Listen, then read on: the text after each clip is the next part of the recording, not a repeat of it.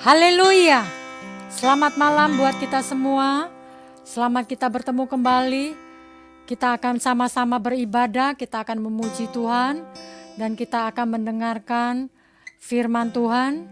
Mari Bapak Ibu yang bergabung di dalam link ini, dimanapun saat ini kita berada, baik yang di rumah-rumah, mari kita sama-sama memuji Tuhan, bermazmur bagi Tuhan, mengagungkan Tuhan.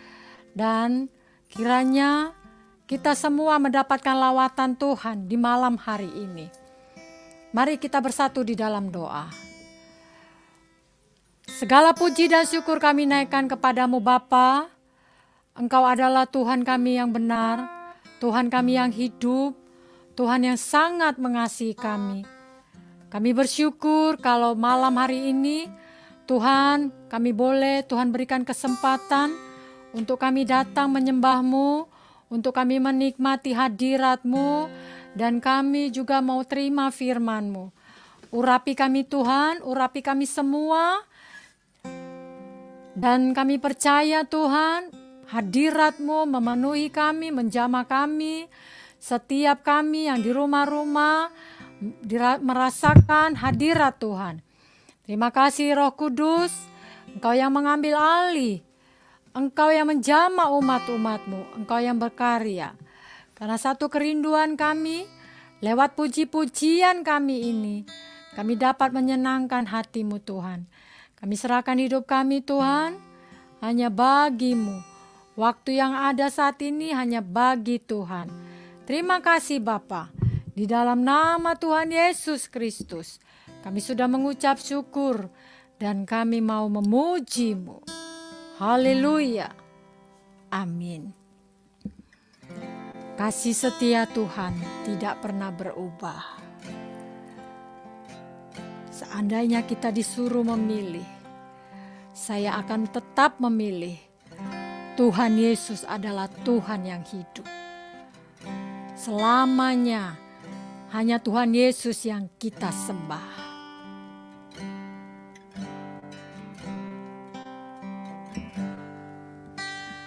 Kasih setiamu Tuhan lebih dari hidupku. Jalan-jalan-Mu ya Tuhan terbaik bagiku. Dari semua yang Kau katakan, tiada dusta ku temui. Dari semua yang Kau janjikan, tiada yang tak terpenuhi. Kasih setiamu Tuhan lebih dari hidupku. Jalan-jalan-Mu ya Tuhan terbaik bagiku. Dari semua yang Kau katakan, tiada dusta ku temui. Dari semua yang Kau janjikan, tiada yang tak terpenuhi. Andaikan ku harus memilih, tetap hatiku padamu, tak satu pun dapat menggantikanmu. selamanya, berarti bagiku lebih dari semua yang ada. Kaulah segalanya bagiku, tak ingin ku berpaling darimu.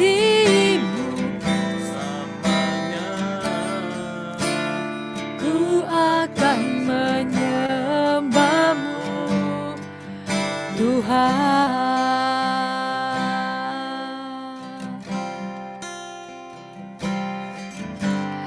Kasih setiamu, Tuhan, lebih dari hidupku.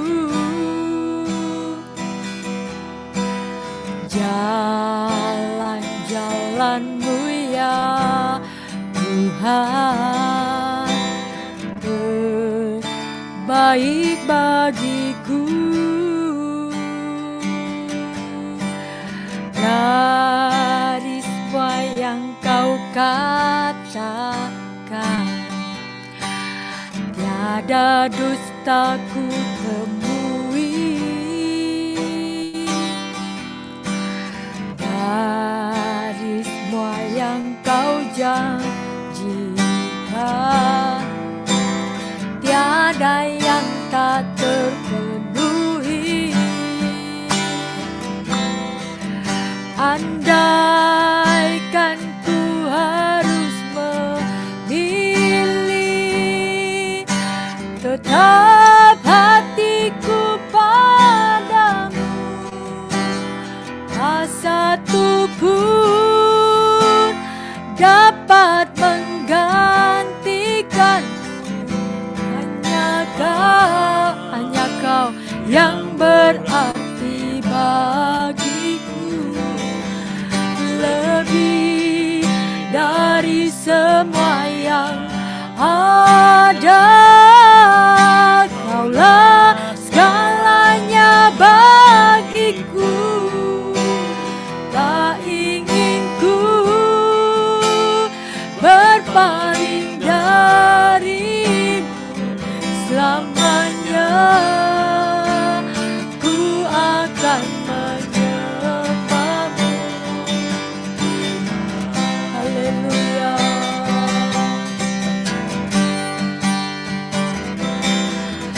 Andaikan harus memilih, tetap tak satu pun dapat menggantikan. Hanya kau Tuhan yang berarti bagiku, lebih dari semua yang ada. Kaulah segalanya bagiku, tak ingin ku berpaling darimu selamanya. Ku akan menyembahmu, Tuhan. Oh, haleluya. Andaikan ku harus memilih, tetap Engkau adalah Tuhanku, tetap Engkau Tuhan yang ku sembah, tetap Tuhan Engkau adalah Allah yang ku tinggikan. Dapat menggantikanmu, hanya Kau Tuhan yang berarti bagiku, lebih dari semua yang ada. Kaulah segalanya bagiku, tak ingin ku berpaling darimu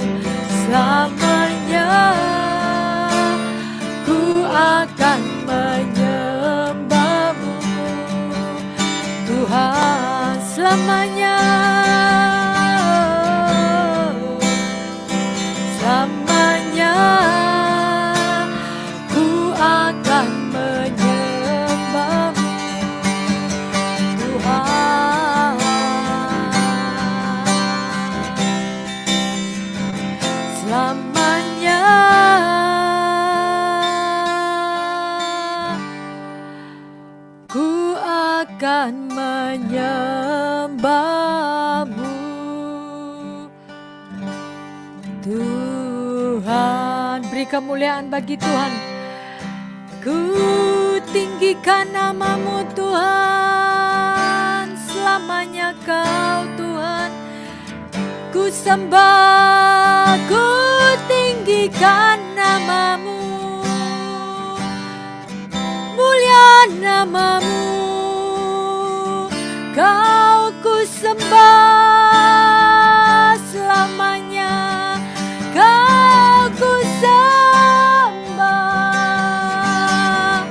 Kau yang ku sembah.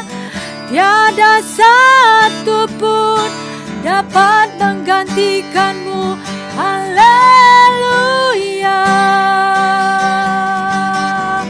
Hanya Kau Tuhan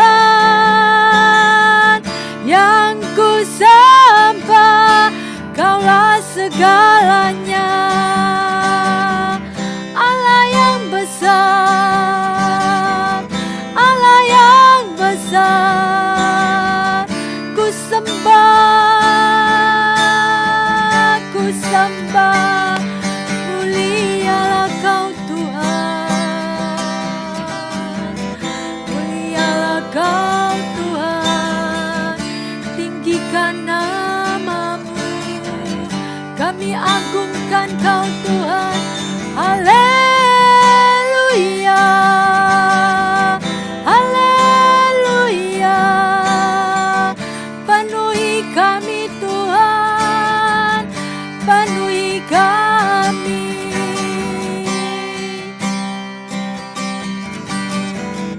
Allah yang maha tinggi, ku sembah, ku sembah. Haleluya, haleluya,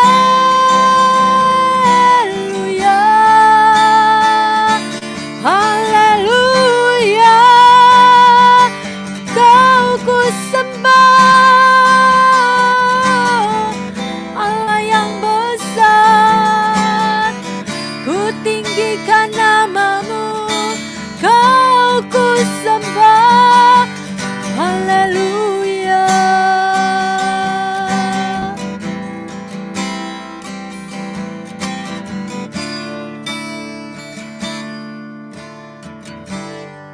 Tidak ada satupun janji-Mu yang tidak Engkau penuhi Tuhan, yang tidak Engkau tepati Tuhan.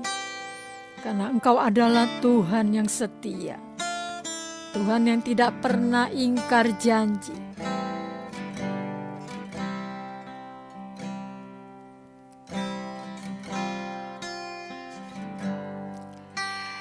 Kasih setia-Mu Tuhan lebih dari hidupku. Jalan-jalan-Mu ya Tuhan terbaik bagiku. Dari semua yang Kau katakan, tiada dusta ku temui. Dari semua yang Kau janjikan, tiada yang tak terpenuhi. Andaikan ku harus memilih, tetap hatiku padamu. Tak satu pun dapat menggantikanmu. Hanya Kau yang berarti bagiku. Lebih dari semua yang ada, Kaulah segalanya.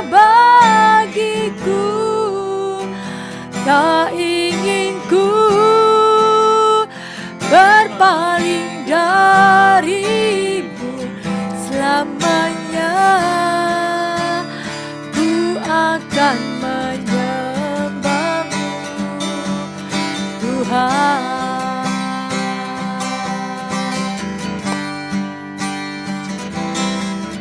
Andaikan ku harus memilih, tetap hatiku padamu. Tidak ada satupun yang dapat menggantikanmu Tuhan di dalam hidupku.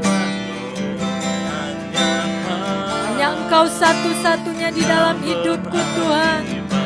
Hanya Engkau Tuhan Yesus. Lebih dari semua yang ada, Kaulah segalanya bagiku. Ku berpaling darimu selamanya. Ku akan menyembahmu Tuhan.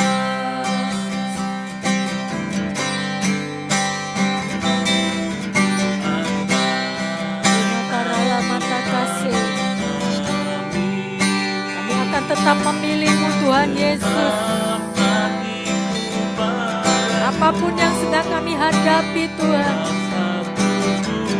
penderitaan, siksaan, kami tetap menyembah-Mu Tuhan. Karena Engkau tidak dapat tergantikan di dalam hidup ini Tuhan. Engkau begitu berarti Tuhan. Lebih dari semua yang ada, Kaulah segalanya bagiku. Tak ingin ku berpaling darimu selamanya.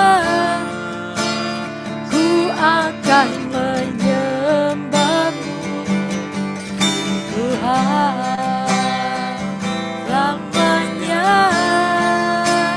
Ku akan menyembahmu selamanya.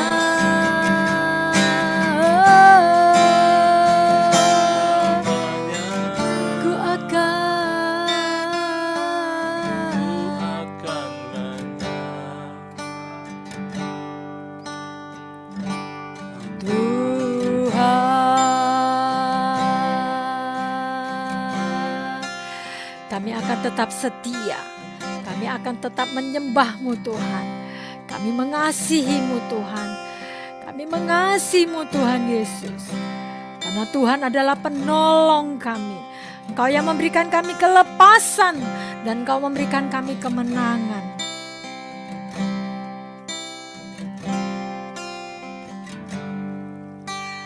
Ku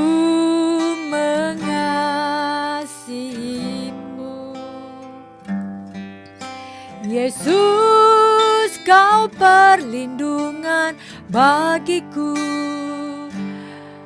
Kau beriku kelepasan, Kau beriku kemenangan. Ku bersyukur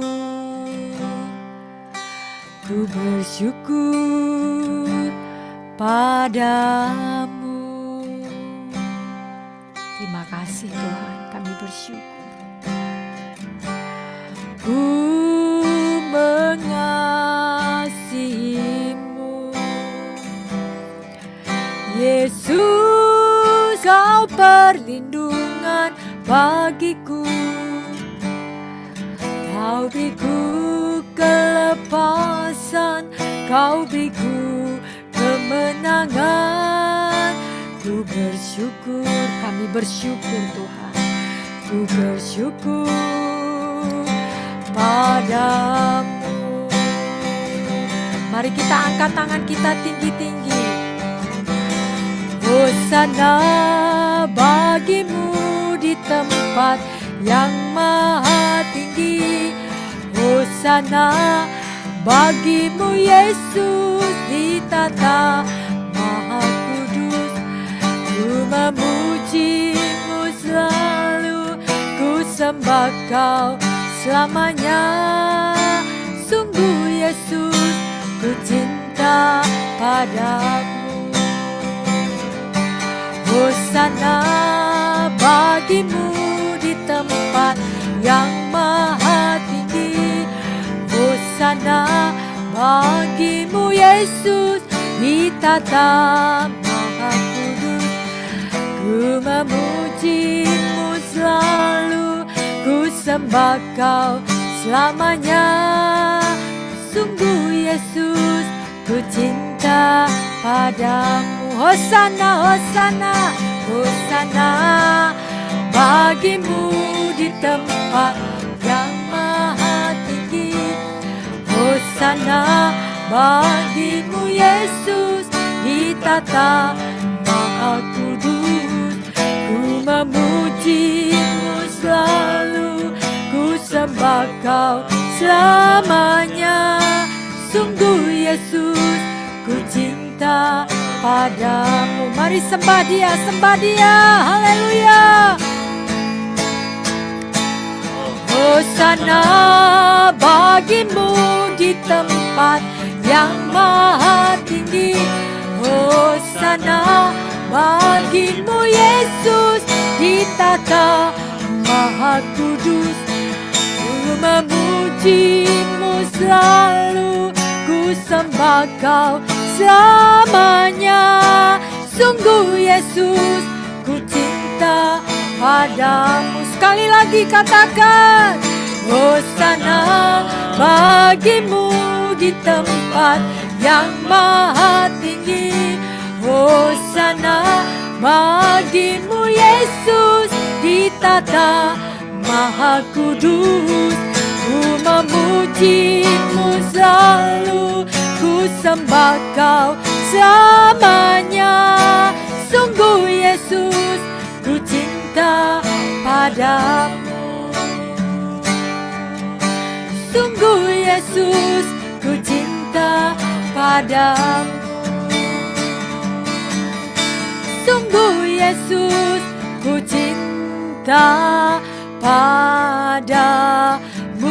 Beri kemuliaan bagi Tuhan. Haleluya. Oh, amin.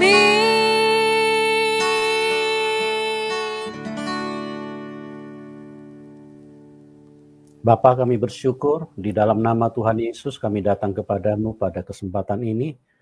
Terima kasih atas kebaikan Tuhan yang begitu berlimpah.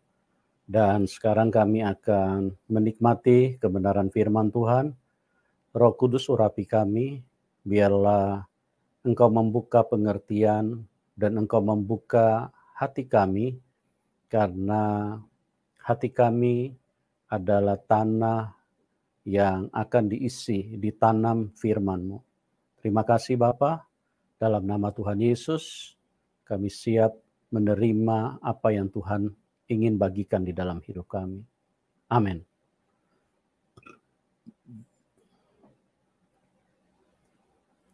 Kita berjumpa kembali di dalam kasih Tuhan Yesus Kristus, dan saya berdoa supaya semua kita dalam keadaan baik-baik, dalam keadaan yang bertumbuh, dalam keadaan yang siap untuk hal-hal yang berasal dari Tuhan.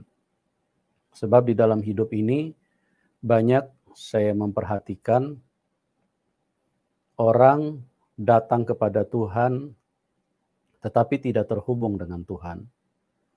Karena didasari dengan motivasi yang bermacam-macam. Motivasi surga hanya satu. Kita harus mengasihi Tuhan Allah kita dengan segenap hati, segenap jiwa, segenap akal budi, dan segenap kekuatan. Tidak dibutuhkan motivasi lain. Yang menjadi kenyataan kalau kita perhatikan bahwa umat Tuhan datang kepada Tuhan itu adalah asas pemanfaatan. Kalau kita perhatikan bangsa Israel, mereka mengejar-ngejar Tuhan dengan berbagai macam motivasi. Tapi sebagian besar mereka asas pemanfaatan. Mereka ingin memanfaatkan karena Tuhan ada dan Tuhan mau melakukan mujizat, mau menyatakan kebaikan. Inilah motivasi terbesar. Sebab itu mereka dengan segala kebutuhan, dengan segala keinginan dan dengan segala hal-hal yang mereka perlukan kepada Tuhan. Tuhan tahu apa yang menjadi kebutuhanmu. Tuhan tahu apa yang menjadi kerinduanmu. Tapi kalau engkau datang dengan motivasi seperti ini, maka inilah yang membuat penghalang dan manusia tidak bisa berjumpa dengan Tuhan. Karena Tuhan tidak bisa digerakkan oleh motivasi manusia. Tuhan tidak bisa digerakkan oleh motivasi umatnya. Tapi Tuhan digerakkan oleh hakikatnya. Hakikat Tuhan itu adalah pribadi yang mencintai dan mengasihi. Tuhan berkata pada kedua hukum inilah tercantum seluruh hukum Taurat. Kasihilah Tuhan Allahmu dengan segenap hatimu, segenap jiwamu, dan segenap akal budimu. Itulah hukum yang pertama dan yang terutama. Dan kasihilah sesamamu manusia seperti dirimu sendiri. Pada kedua hukum inilah tercantum seluruh hukum Taurat. Dasar yang Tuhan inginkan di dalam kita datang kepada Tuhan adalah kasih. Sebagaimana Tuhan sudah mengasihi kita dengan menyerahkan dirinya, dengan menyerahkan hidupnya, dikorbankan, menderita dengan penderitaan yang tiada taranya. Dia disiksa oleh ciptaannya sendiri, oleh manusia karena kebodohannya yang diperalat oleh setan. Dan itu adalah bukti bahwa dia mencintai setiap manusia. Dia mengasihi setiap kita. Dia berbuat baik kepada kita bukan karena kita baik. Dia berbuat baik bukan karena kita transfer uang kepada Tuhan. Dia berbuat baik kepada kita bukan karena kita dengar-dengaran kepada Tuhan. Dia berbuat baik kepada kita karena memang dia baik. Hakikat dia memang baik. Dan oleh sebab itu kita harus mengenal bagaimana hakikat Tuhan di dalam hidup ini. Yang adalah kasih yang sempurna. Oleh sebab itu jika kita menghampiri Tuhan, jika kita mendatangi Tuhan, kita harus dengan kasih. Kasih yang ada di dalam hidup kita. Menyadari bahwa Tuhan telah melakukannya dengan begitu luar biasa. Kasih yang tidak terlukiskan. Kasih yang tidak terkatakan. Kasih yang tidak terukur. Tidak terbatas. Itulah kasih yang Tuhan nyatakan kepada kita. Nah, bagaimana mungkin kalau kita sudah melihat kasih yang begitu besar, pengorbanan, dia memberikan nyawanya.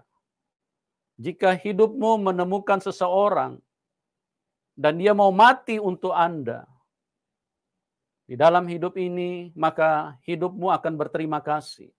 Hidup kita akan sangat berterima kasih kepada orang itu. Ini Tuhan. Tuhan yang melakukannya di dalam hidup kita. Nah, oleh sebab itu, setiap kali kita menghampiri Tuhan, hendaklah kita datang dengan kasih, mengasihi Tuhan. Kasih yang bersambut. Jadi dua pribadi yang saling mengasihi. Tuhan adalah mempelai pria dan gereja adalah mempelai wanita. Cinta kasih yang dipertemukan antara Tuhan dan umatnya. Itulah konsep, itulah motivasi yang kita harus pakai Setiap kali kita berjumpa dengan Tuhan, setiap kali kita datang kepada Tuhan, setiap kali kita menghampiri Dia.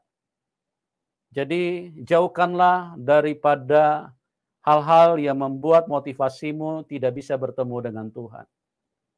Engkau bertemu dengan gereja mungkin bisa. Engkau bertemu dengan ibadah mungkin bisa.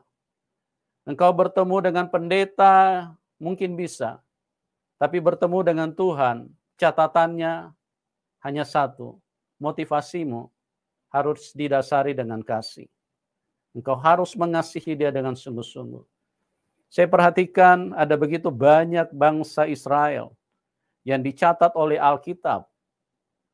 Pada saat dalam satu pertemuan, ada begitu banyak mereka yang berbondong-bondong ikut Tuhan. Tapi mereka tidak mengalami perjumpaan dengan Tuhan. Salah satu peristiwa yang terjadi dengan Zakheus. Ada ribuan orang yang berbondong-bondong mengikuti dia. Tapi mereka tidak berjumpa dengan Tuhan. Mereka hanya mengikuti. Apa persamaannya dengan sekarang? Begitu banyak orang Kristen yang datang di dalam ibadah, tapi belum tentu Anda berjumpa dengan Tuhan. Belum tentu Tuhan masuk di dalam hidupmu. Tapi cara yang dipakai oleh Zakheus adalah cara yang luar biasa. Dia menunjukkan bahwa Tuhan menjadi prioritas dia. Tuhan menjadi pribadi yang sangat dia cintai. Tuhan menjadi pribadi yang begitu nomor satu bagi dia. Dengan latar belakang seorang kepala pemungut cukai, seorang konglomerat, seorang kaya, seorang terhormat dengan kedudukan, kepala pemungut cukai. Orang yang beruang. Pada saat dia menghampiri Tuhan, di dalam kondisi yang begitu berdesak-desakan manusia, berjejal-jejal, dia menunjukkan bahwa dia mengasihi Tuhan. Dia naik pohon. Naik pohon di sini bukanlah suatu pekerjaan yang gampang. Ya, karena dia bukan tukang kebun. Dia kepala pemungut cukai. Kalau dia tukang kebun mungkin itu hal yang mudah bagi dia. Dia kepala pemungut cukai. Dia orang yang terhormat. Dia orang yang berpendidikan. Karena dia berpendidikan maka dia diangkat menjadi kepala pemungut cukai. Dia orang yang berpengetahuan. Dia orang yang berilmu, yang mempunyai kelebihan. Tapi pada saat dia berjumpa dengan Tuhan, pada saat dia mencari Tuhan, dia mencari posisi yang tepat. Untuk apa? Supaya tidak ada satupun yang bisa menghalangi dia. Dia naik di atas pohon. Risiko sangat besar. Dia jatuh mungkin iya. Karena apa? Dia bukan tukang kebun. Dia bukan tukang panjat pohon. Dia kepala pemungut cukai. Tapi di sini menunjukkan bahwa dia sangat mengasihi Tuhan. Tidak boleh ada satu orang pun yang menghalang di depan. Tidak boleh ada satu pribadi pun yang membuat dia tidak bisa melihat Tuhan. Itu yang dia lakukan. Kenapa dia naik pohon? Dan itulah yang membuat Tuhan berjumpa dengan Zakheus. Itulah yang membuat Tuhan masuk di dalam hidupnya. Tuhan berkata, Zakheus, turunlah. Karena hari ini aku akan menumpang di rumahmu. Tuhan menumpang di rumah Zakheus bukan karena dompetnya tebal. Tapi karena kasihnya Zakheus yang luar biasa kepada Tuhan. Dia tidak mau ada satu orang pun yang menghalangi dia. Yang menghalangi pandangannya untuk melihat Tuhan. Dia harus tahu, dia harus pastikan bahwa semua tentang Tuhan dia ketahui. Dia bisa lihat dengan jelas di matanya. Oh, betapa luar biasa kalau kita memiliki sikap kasih yang seperti dimiliki oleh Zakheus. Tuhan juga akan berkata kepada hidupmu. Tuhan akan memanggil namamu. Dan Tuhan akan berkata, hari ini aku akan tinggal di rumahmu. Aku akan masuk di hatimu. Karena engkau adalah orang yang mengasihi aku. Tapi kalau Anda datang cuma dengan motivasi asas manfaat, apalagi dengan motivasi-motivasi yang tambah nggak jelas, datang beribadah, datang ke gereja cuma karena takut mertua, datang beribadah cuma karena takut orang tua, datang beribadah cuma karena tidak enak dengan tetangga, datang beribadah cuma karena takut dengan pasanganmu, datang beribadah hanya karena cari jodoh. Luruskan itu. Karena apa? Karena kalau engkau tidak mengasihi Tuhan, firman Tuhan menyatakan engkau tidak mungkin berjumpa dengan Dia. Engkau tidak mungkin akan masuk bersekutu dengan Tuhan. Milikilah cinta kasih karena Dia adalah cinta kasih. Dia mengasihi hidupmu. Oleh sebab itu, datanglah dengan sungguh-sungguh. Persiapkan dirimu supaya engkau bisa berjumpa dengan Tuhan. Di dalam dunia ini kita harus berjumpa. Kita harus mengalami Tuhan. Apalagi untuk kehidupan kekal. Banyak orang perjumpaan dengan Tuhan berhenti di tengah dunia. Artinya tidak berlanjut. Tidak berlanjut sampai kekekalan. Saya memperhatikan ada tokoh-tokoh yang berjalan dengan begitu semangat di waktu mula-mula.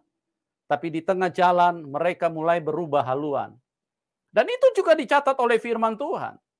Bagaimana Tuhan menyatakan ada tanah di semak belukar duri. Ada tanah di pinggir jalan. Ada tanah yang berbatu-batu. Ada tanah yang baik. Tanah yang berbatu-batu. Tanah di pinggir jalan. Semua ini orang mendengarkan firman. Semua orang datang mencari Tuhan. Tapi masalahnya tidak bertumbuh. Hilang di tengah jalan. Yang di pinggir jalan dengan secepat kilat. Semua yang ditabur tidak masuk di dalam hidupnya. Sia-sia. Tuhan bicara apapun, nggak nangkap. Sekalipun malaikat yang datang berkhotbah di depan dia tidak pernah juga memasukkan itu. Karena dia cuma mendengar, kemudian datang burung, datang iblis, kuasa kegelapan merampas benih firman itu. Dan ada yang ditanam di tanah yang berbatu-batu. Ini juga tidak akan bertahan lama. Berjumpa dengan Tuhan hanya sementara. Tidak bertahan sampai kepada kehidupan kekal. Dan ada lagi yang berjumpa dengan Tuhan seperti di tanah yang penuh dengan semak belukar duri. Dihimpit dengan kekayaan. Dikhawatirkan. Dihimpit dengan kekhawatiran dunia ini. Maka dia juga tidak berjumpa dengan Tuhan. Dan inilah yang menyebabkan manusia tidak mempersiapkan dirinya dengan baik untuk berjumpa dengan Tuhan. Kita mungkin akan lihat satu kisah di dalam Alkitab yang ditulis di dalam Lukas 16 ayat 1 sampai dengan 9. Kita akan dengarkan firman Tuhan. Demikian firman Tuhan, perumpamaan tentang bendahara yang tidak jujur. Dan Tuhan Yesus berkata kepada murid-muridnya, ada seorang kaya yang mempunyai seorang bendahara. Kepadanya disampaikan tuduhan bahwa bendahara itu menghamburkan miliknya. Lalu ia memanggil bendahara itu dan berkata kepadanya, apakah yang kudengar tentang engkau? Pertanggungan jawab atas urusanmu, sebab engkau tidak boleh lagi bekerja sebagai bendahara. Kata bendahara, apakah yang harus aku perbuat? Tuanku memecat aku dari jabatanku sebagai bendahara. Mencangkul aku tidak dapat. Mengemis aku malu. Aku tahu apa yang akan aku perbuat. Supaya apabila aku dipecat dari jabatanku sebagai bendahara, ada orang yang akan menampung aku di rumah mereka. Lalu ia memanggil seorang demi seorang yang berhutang kepada tuannya. Katanya kepada yang pertama, berapakah hutang pada tuanku? Jawab orang itu, 100 tempayan minyak.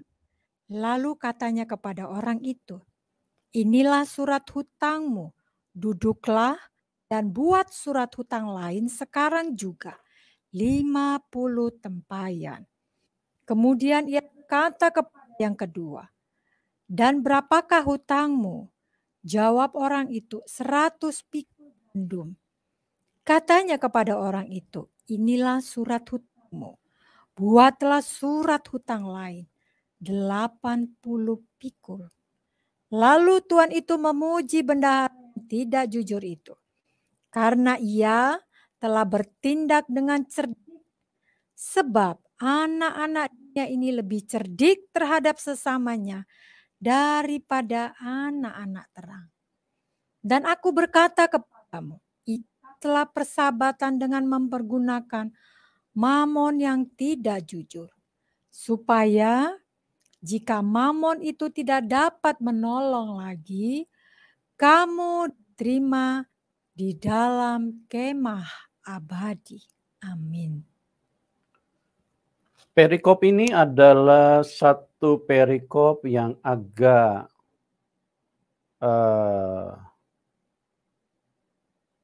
menurut orang-orang yang tidak bertumbuh di dalam Tuhan, mereka akan sedikit aneh dengan perikop ini.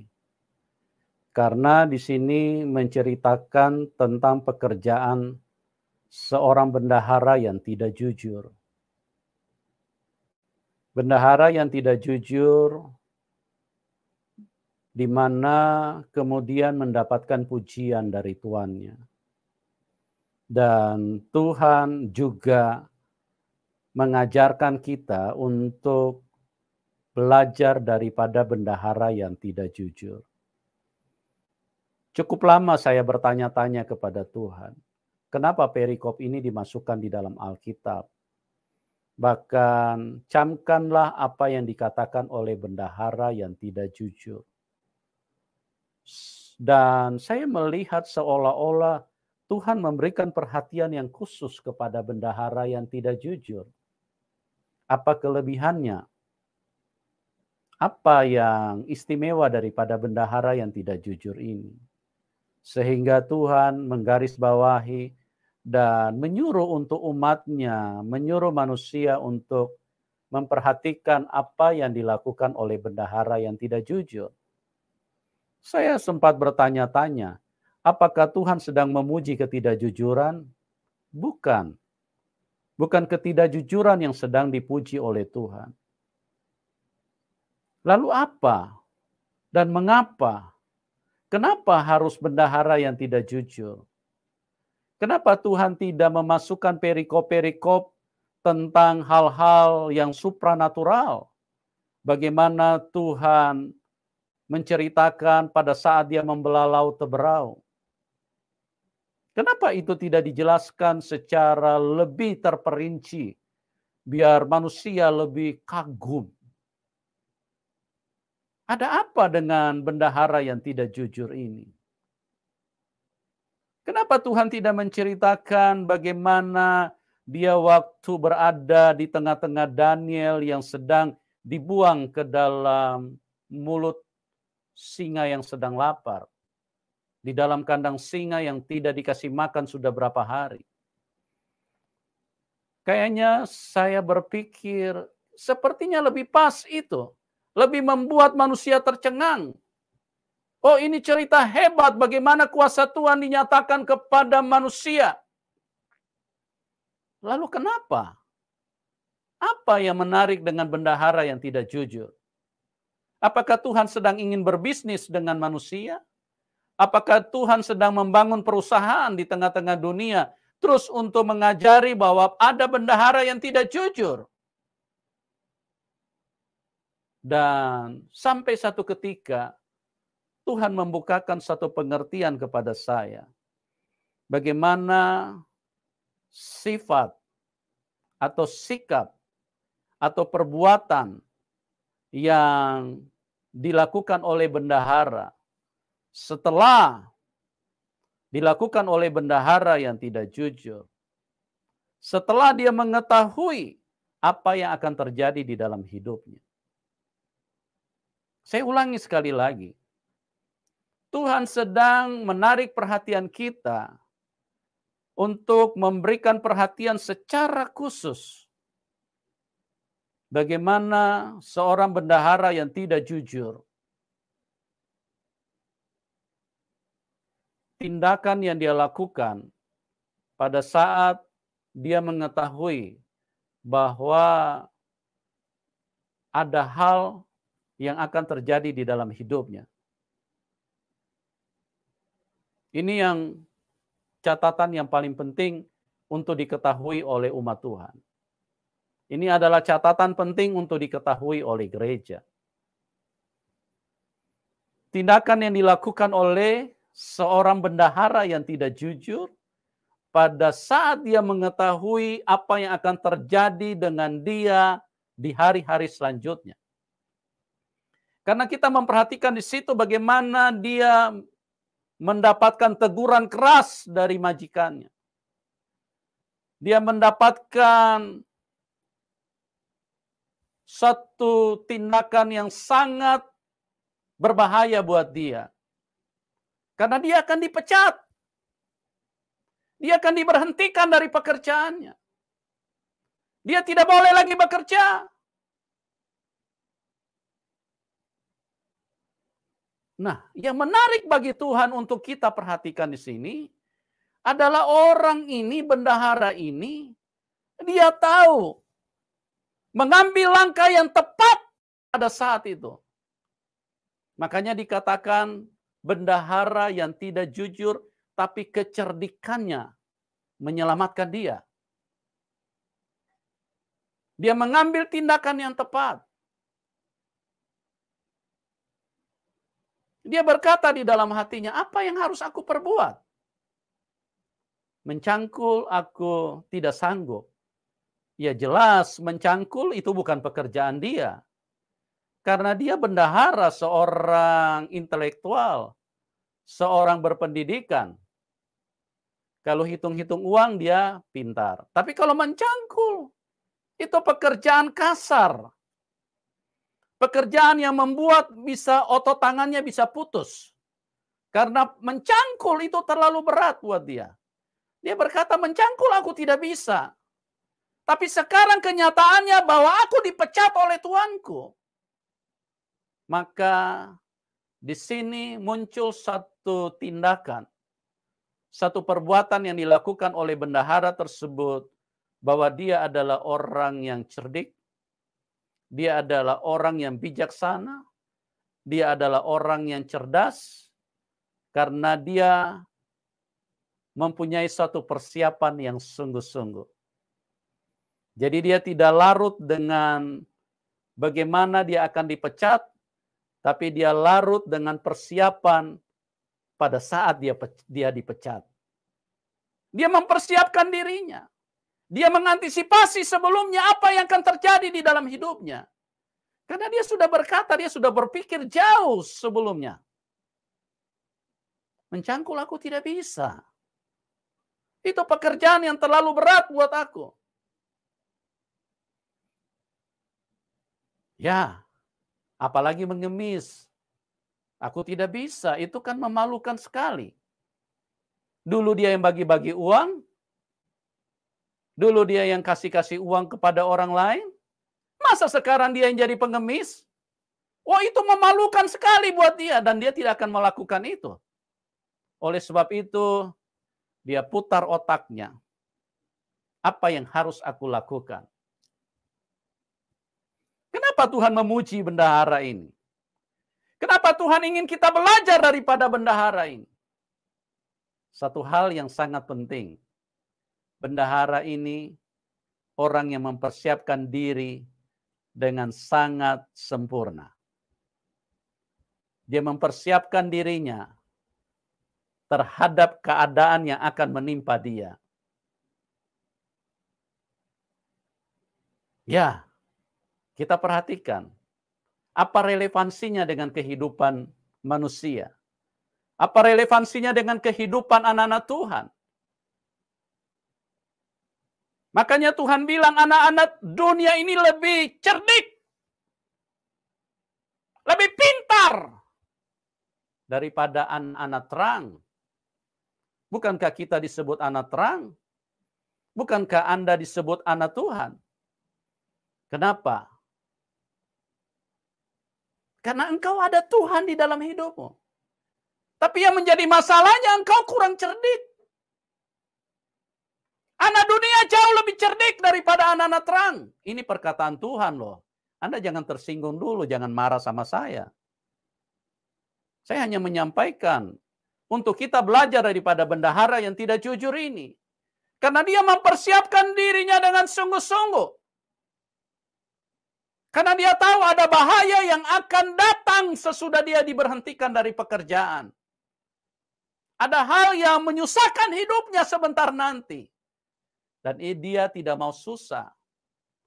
Dia tidak mau menderita. Apa relevansinya? Apa hubungannya dengan cerita tentang anak Tuhan? Dengan umat Tuhan? Ini berhubungan erat. Justru inilah realita kehidupan. Dengarkan baik-baik umat Tuhan. Kita hidup ini sebentar lagi akan dipecat. Di dalam dunia ini kita akan dipecat. Kita akan diberhentikan dari dunia ini. Karena apa?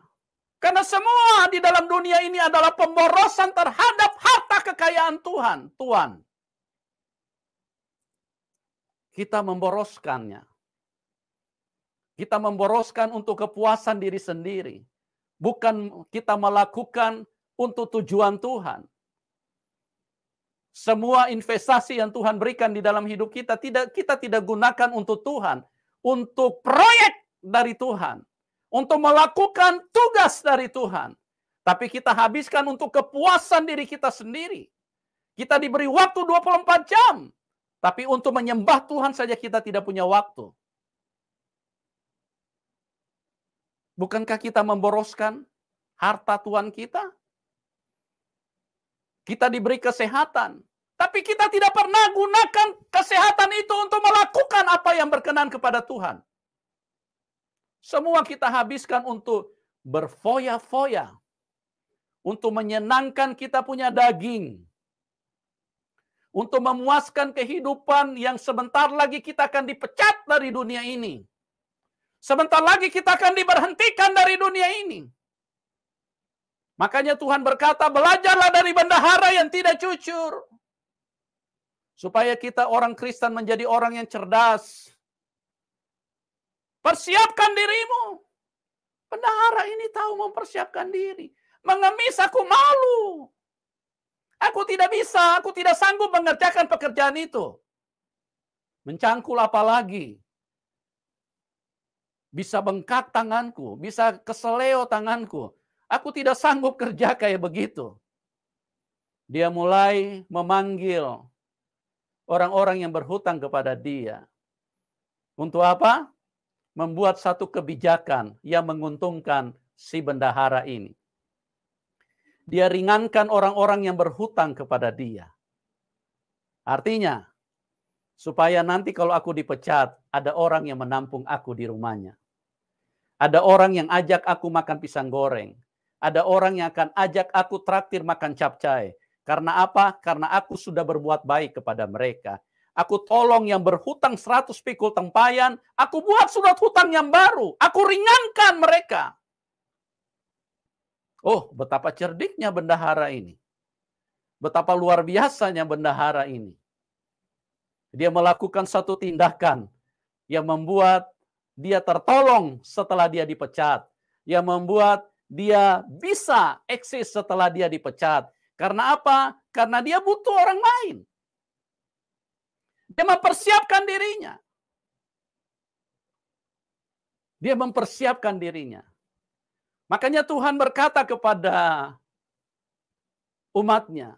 Tuhan berkata kepada kita. Perhatikanlah apa yang dilakukan oleh bendahara yang tidak jujur ini. Camkanlah. Camkan itu artinya perhatikan dengan sungguh-sungguh. Camkanlah. Ini bahasa yang harus kita garis di bawahi. Kita harus garis setebal mungkin. Supaya kita ingat-ingat dan kita tahu, kita camkan dengan sungguh-sungguh. Camkanlah apa yang dikatakan oleh bendahara yang tidak jujur. Supaya,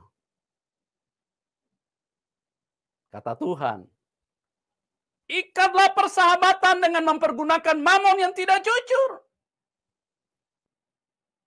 Mamon yang tidak jujur adalah sesuatu yang menggerakkan dunia ini. Ikatlah persahabatan. Pakailah mamon yang tidak jujur itu untuk tujuan Tuhan. Untuk membangun persaudaraan di dalam Tuhan. Untuk membangun pelayanan itu di dalam Tuhan. Untuk membangun hubungan. Supaya apabila mamon itu tidak bisa menolong lagi. Kita di dalam dunia ini. Semua mempergunakan mamon.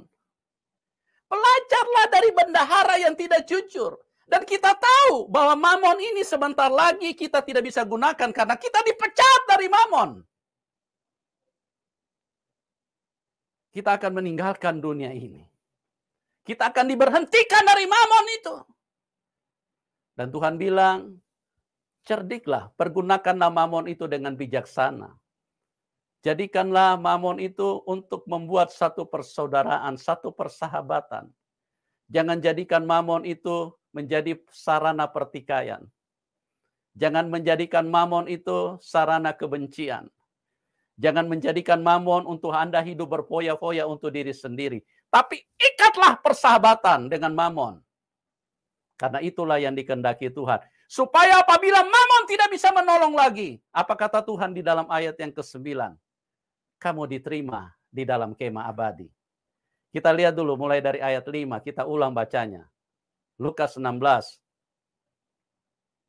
Lalu ia memanggil seorang demi seorang yang berhutang kepada tuannya. Katanya kepada yang pertama, berapakah hutangmu kepada tuanku? Jawab orang itu, 100 tempayan minyak. Ya, berapa hutangmu kepada tuanku? 100 tempayan minyak. Lalu katanya kepada orang itu, inilah surat hutang. Inilah surat hutangmu. Duduklah dan buat surat hutang lain sekarang juga. Duduklah dan buat surat hutang yang lain. 50 tempayan. 50 tempayan. Kemudian ia berkata kepada yang kedua, Dia ringankan orang ini. Karena dia tahu, orang ini kalau aku bantu, sebentar dia tidak lupa. Dia akan tampung aku di rumahnya. Karena aku sudah tolong dia sekarang. Betapa cerdiknya dia. Inilah yang Tuhan maksudkan. Belajarlah, camkan dari bendahara yang tidak jujur itu. Perkataan dari bendahara yang tidak jujur. Betapa dia mempersiapkan dirinya dengan sungguh-sungguh. Dia tahu bahaya sudah ada di depan dia. Kalau kita orang Kristen, sudah tahu ada neraka. Tidak pernah persiapkan diri. Sepertinya kayaknya manusia ini, kayaknya orang Kristen ini lebih jago dari neraka.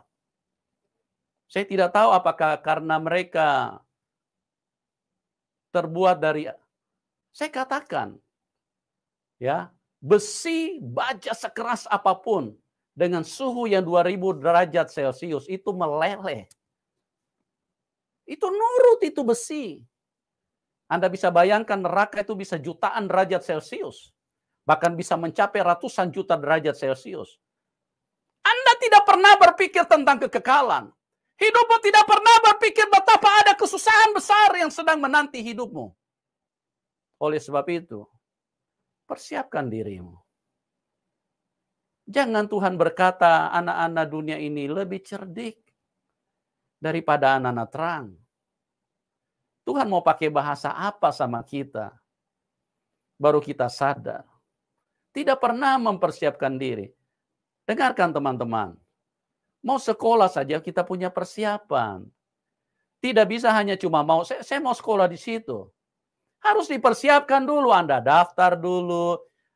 Syarat dan ketentuan harus dipenuhi. Ya, Anda mau jadi pekerjaan online, Grab atau Gojek, Anda juga harus daftar dulu. Tidak bisa cuma modal keinginan, saya mau jadi Grab atau mau jadi apa.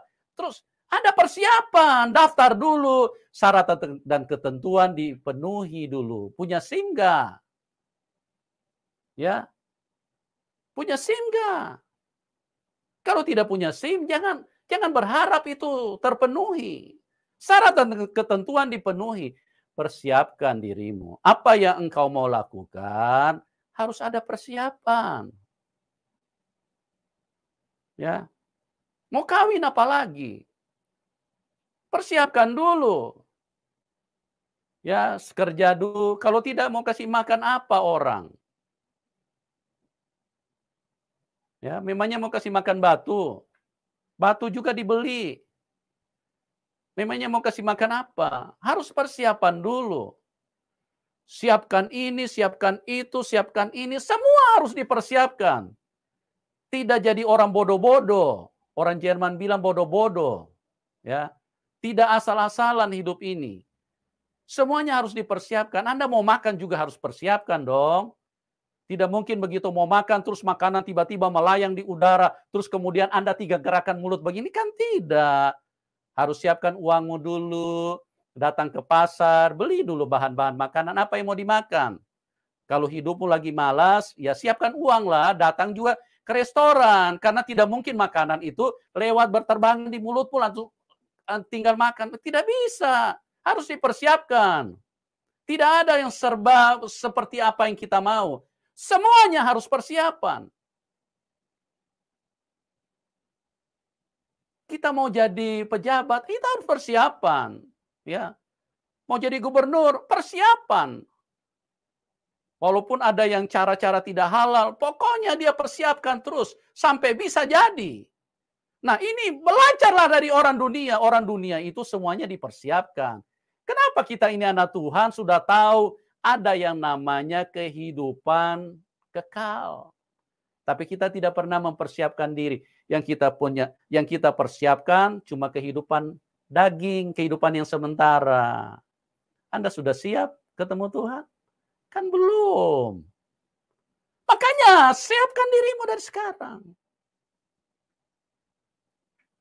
Yang cuma disiapkan cuman untuk urusan makan, untuk urusan minum, untuk darah dan daging. Persiapkan dirimu. Ingatlah, pergunakanlah mamon. Ikatlah persahabatan dengan mempergunakan mamon yang tidak jujur. Kita baca dulu ayatnya selanjutnya. Ya, ayat 6.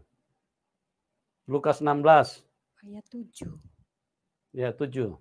Kemudian ia berkata kepada yang kedua, "Berapakah hutangmu?" Jawab, "Pikul gandum." 100 pikul gandum. Katanya kepada orang itu, "Inilah surat hutangmu."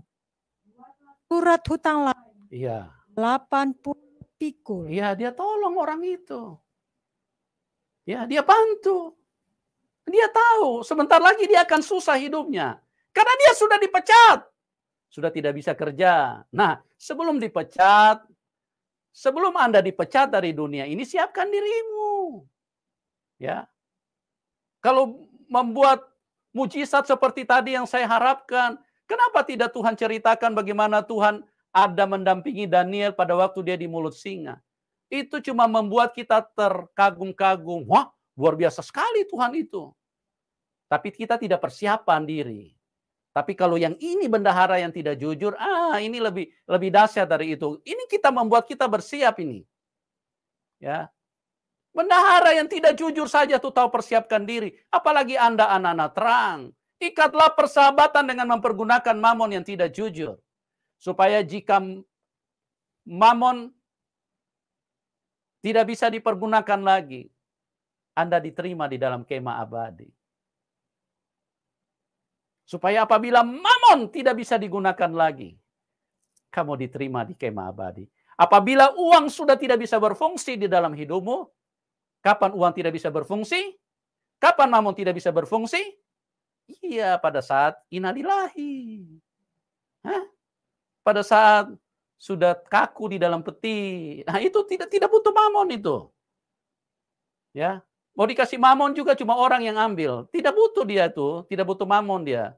Makanya sebelum mamon tidak bisa dipergunakan lagi, persiapkan dirimu, jadilah seperti bendahara yang tidak jujur.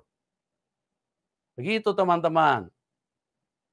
Tuhan mau, camkanlah perkataan yang dikatakan oleh bendahara yang tidak jujur itu. Ya, kita mau ketemu Nggak usah jadi pejabat. Mau ketemu pejabat saja harus siapkan diri. Minimal 3 kali menghadap cermin. Lihat telinga kiri, telinga kanan, lihat hidung. Jangan-jangan masih ada kotoran, masih ada debu. Kita lihat semua baju, kita mulai perhatikan dari atas sepatu. Wah, ini sepatu yang baru, apa sepatu yang layak, apa nanti pada saat di sana ketemu nanti dia bilang, saya sibuk, saya tidak bisa ketemu. Karena apa? Karena kita tidak layak. Ya, kita mau ketemu pejabat saja, kita mesti persiapkan diri. Tidak mungkin kita bangun tidur, lantas tidak sikat gigi, tidak mandi, langsung ke sana. Tidak mungkin, kita persiapkan diri lah. Semuanya itu ada persiapan, teman-teman. Dan ingat, standar kekudusan Tuhan itu terlalu tinggi. Jangan Anda rendahkan surga, sekalipun Anda rindu untuk ke sana. Tapi layakkanlah dirimu, persiapkanlah dirimu. Karena apabila engkau tidak mempersiapkan dirimu, satu waktu Tuhan akan berkata, di sini bukan tempatmu. Karena engkau tidak memenuhi syarat dan ketentuan. Siapkan dirimu. Karena Tuhan itu sempurna. Jadilah orang yang layak. Sungguh-sungguhlah. Kejarlah kehidupan kekal itu. Siapkan dirimu dari sekarang. Karena ingat, kita ini seperti bendahara tidak jujur. Sebentar lagi kita akan dipecat dari dunia ini. Sebentar lagi kehidupan dunia ini kita akan diberhentikan. Tidak ada yang kekal selama-lamanya ya, karena kita akan dipecat. Ya, jadilah bendahara yang tidak jujur. Bendahara yang tidak jujur itu dia mempersiapkan diri dengan sungguh-sungguh. Bukan soal tipu menipunya yang dipuji Tuhan, tapi persiapan dirinya karena dia tahu bahwa hari esok dia akan susah, dia tidak mau susah. Tapi orang Kristen ini, ya maaf teman-teman, how? Ya, aneh-aneh hidupnya. Tidak pernah punya persiapan diri untuk kehidupan kekal. Belajarlah dari bendahara yang tidak jujur. Supaya jika Mamon tidak dapat menolong lagi, kamu diterima di dalam kemah abadi. Mari kita datang kepada Tuhan. Katakan, oleh karena kemurahan Tuhan, gua ada sampai saat ini.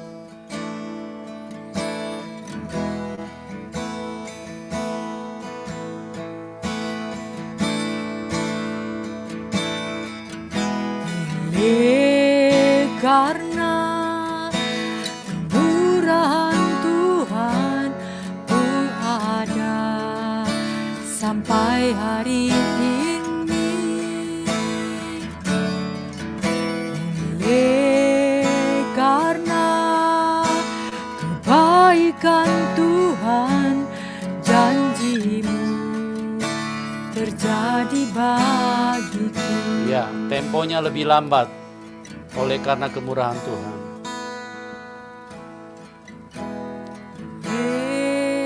Karena kemurahan Tuhan ku ada sampai hari ini. Oleh karena kebaikan Tuhan, janji-Mu terjadi bagiku. Oleh Mari kita sembah Dia. kemurahan Datang dengan Tuhan sikap menyembah kepada ku Tuhan. ada sampai Dimanapun engkau hari berada, ini. berikanlah cinta kasih-Mu kepada Tuhan. Oleh karena kebaikan Tuhan, janji-Mu terjadi bagi. Katakan dengan sungguh-sungguh, oleh karena kemurahan Tuhan. Oleh karena kemurahan Tuhan, ku ada sampai hari ini.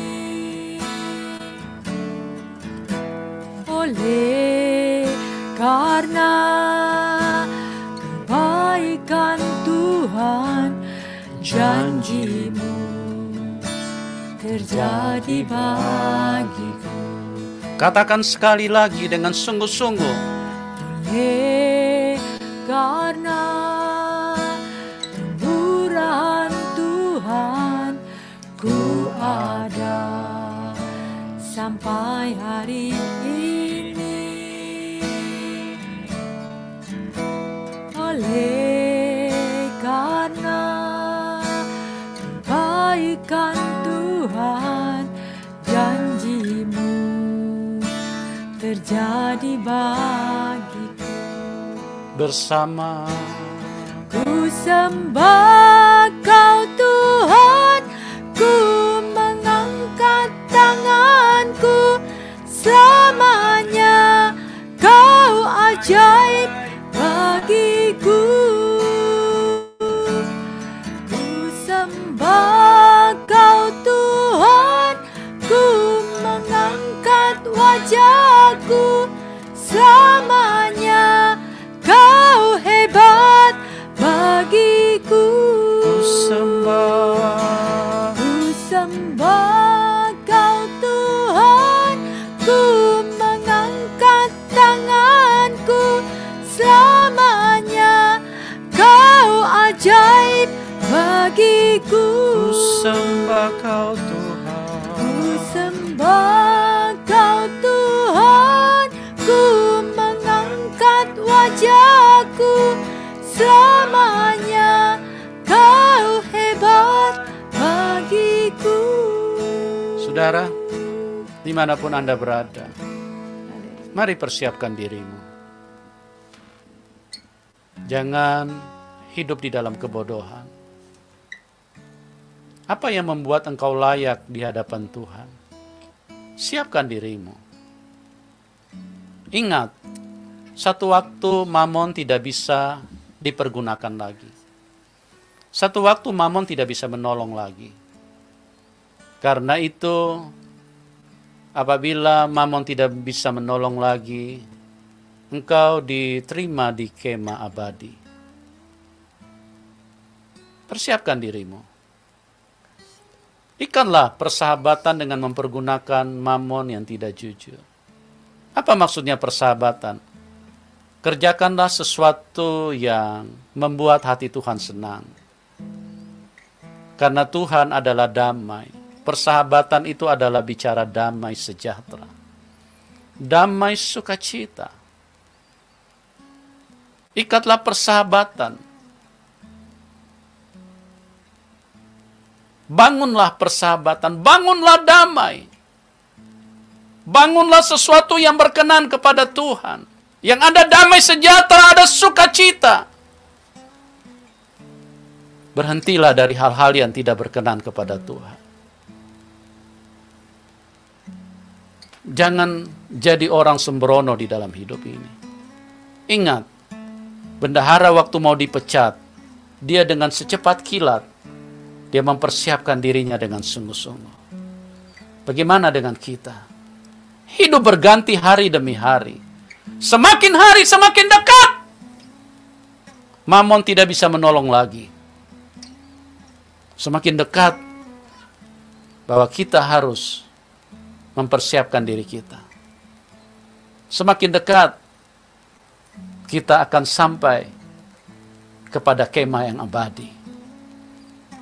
Ikatlah, carilah damai. Carilah perkenanan Tuhan. Carilah hal-hal yang membuat Tuhan puas di dalam hidupmu. Sehingga pada saat engkau dipecat dari dunia ini, Tuhan akan berkata, sabaslah engkau hamba yang setia. Jangan sampai kalimat sebaliknya yang engkau dengar di dalam hidup ini. Tuhan mengasihi hidupmu. Mari angkat tanganmu, saya mau berdoa buat engkau. Buat teman-teman, saya mau berdoa buat hidupmu. Tuhan sangat mengasihi engkau. Tuhan memberikan segala firman-Nya untuk supaya engkau hidup. Supaya engkau diterima di kemah abadi. Supaya jangan sampai engkau ditolak. Engkau ditolak karena engkau tidak cerdik. Engkau ditolak karena engkau tidak punya persiapan. Engkau ditolak karena engkau lalai. Tuhan sampai memberikan bendahara yang tidak jujur, bagaimana seriusnya dia mempersiapkan dirinya.